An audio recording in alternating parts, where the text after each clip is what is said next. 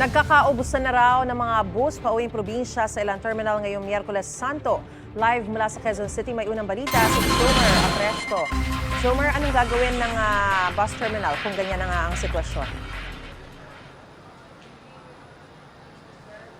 Maris, good morning. Nandito ako sa isang terminal ng bus sa EDSA Camias. Kung makita mo sa aking likuran, ang dami na ng mga pasahero na papunta ng Lucena.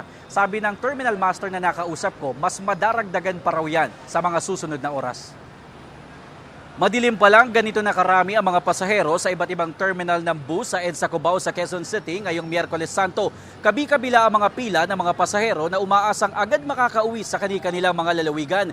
May ilang terminal dito ang nagkakaubusan na ng bus o kaya'y fully book na ang biyahe. Sa isang bus terminal na biyaheng Batangas at Lucena, wala na raw halos bus na naiwan sa Cubao. Ayon sa mga tauhan dito. Dahil dyan, inaasahang mamaya pa makasasakay ang kanilang mga pasahero. Sa isa pang bus terminal na biyaheng Norte, fully book na ang mga biyahe hanggang sa April 18. Sabi ng dispatcher, mayroon naman silang extra bus para sa mga pasahero na magwo-walk-in.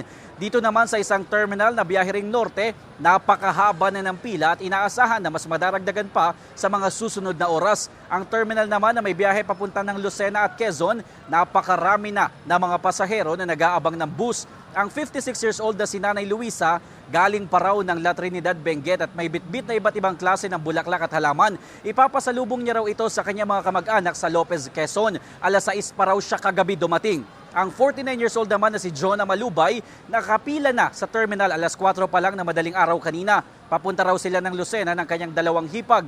Ayon sa terminal master na si Elvin, inaasahan nila na mas darami pa ang mga pasahero na pauwi ng lalawigan hanggang bukas ng gabi. Para masiguro ang seguridad ng mga pasahero, pinagpapahinga muna nila ang mga bus driver na kababalik lang ng Metro Manila.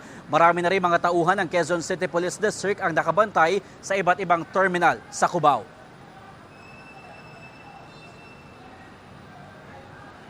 Yung kamag-anak kong taga-Cordon po sila noon, Cordon Isabela. Hinihintay ko sila, hindi ko alam yung pupuntahan ko po eh. Namatay po yung auntie ko. Tapos pagdating ng Lucena, sasakay kami yata ng barko papuntang Romblon. Bakasyon lang. Okay lang, basta importante makasakay. So, umpisa po kami sirga na mga alas 7 po ng gabi. Hanggang ngayon po, marami pong talaga dumarating pasero. Wala pong puto lang natin, pila. Pero suportado naman namin. Yung paratingan namin ngayon ay 27 na unit. Kaso nga lang, hindi natin maiwasan pagdating dito, medyo puyat. Pinapahinga namin saglit pagka sinabi nila na okay na po, pabiyahe po namin.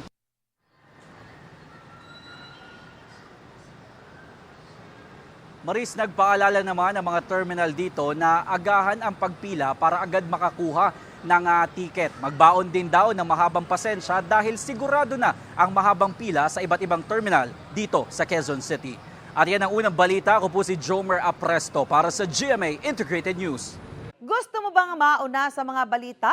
Mag-subscribe na sa GMA Integrated News sa YouTube at tumutok sa unang balita.